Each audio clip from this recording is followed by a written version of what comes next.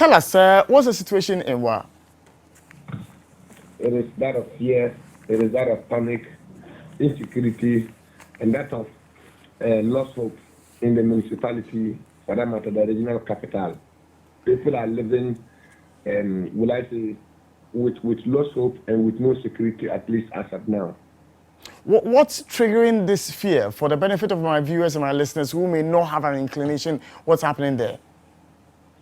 Well, it is a strange feeling the region or the municipality has not seen for, to some extent, a century. Because there's one kind of life concept in WA where the people of WA and afterwards we see themselves as just a unit. So for us to be recording almost daily killings on a particular group of people, precisely the security men, it is strange. Today you get up and then you feel that, oh, an old man of around 60, 65, 58 has gone to work the previous night and didn't return. So when they finish, they go and see spots of blood around where the person slept the previous night. And the recent one where even at the peak of the security machinery, that old man kind of like was murdered in cold blood even at a post in school. That was the death that broke the camel's back. That was the death that shook the entire town. That was the kind of like missing old man that told the region that why is no more safe.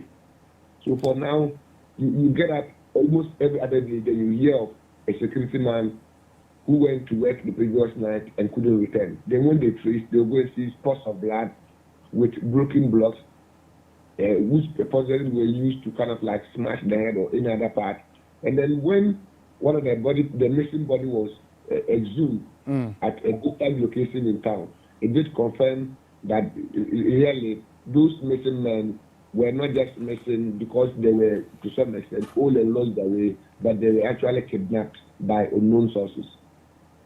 Interesting. So far, how many of these cases have been reported?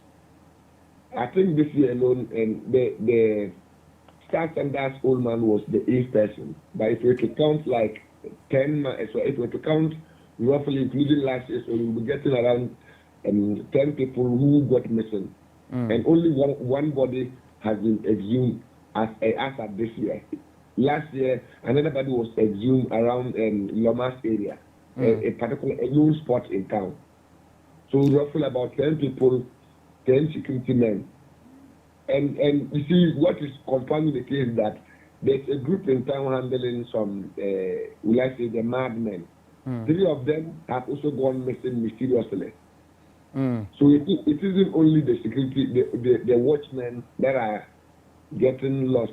The madmen, to 3 of them, they can't reach them for close to 3 months now. They don't know their where. And these are people who, when they roam, they still come back to the house. Now they can't reach them. So if we're to add the security men plus to some extent madmen, you are getting a scary number. And that is no good, especially the short spell in which all these events are happening is making it scary. Interesting. Now, what are the suspicions? Is it a case of that's from the perspective of the inhabitants of the area? Is it a case of some, serial killer, or it's ritual killings? What are the suspicions? Well, it is like this because of the diligent nature of legal machinery. I don't want to speculate, but I do know that from the setup of war, from the social, or the geopolitical setup of war, this particular work is not the function of wireless or upper westness. Because the kind of like the hardcore nature of the job, the wickedness of the perpetrators, I am sure they are aliens, because it is almost impossible for natives to do what you are witnessing now. And especially the suspect they had yesterday isn't a native, because the suspect they arrested yesterday isn't a native. You get that? And from all indications, until it is ascertained that it is A or B, I, as a person, cannot say it is serial killing, murder, or ritual killing, or whatever. But from the look of things, those that the one they exhumed from Lomas the last time around, his parts were missing. So could it be organ harvesting? Could it be that they were doing organ harvesting, which I don't know? Okay. And that the man was just exhumed 3 days ago. The police are yet to confirm whether the body is intact or certain parts are missing.